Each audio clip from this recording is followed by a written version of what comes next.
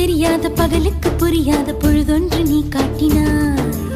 இதயத்தில் நீ இருப்பதனால் நான் தூங்கும் நேரத்தில் என்னுள்ளே தூங்காமல் நெஞ்சுக்குள் வாயாடினாய்.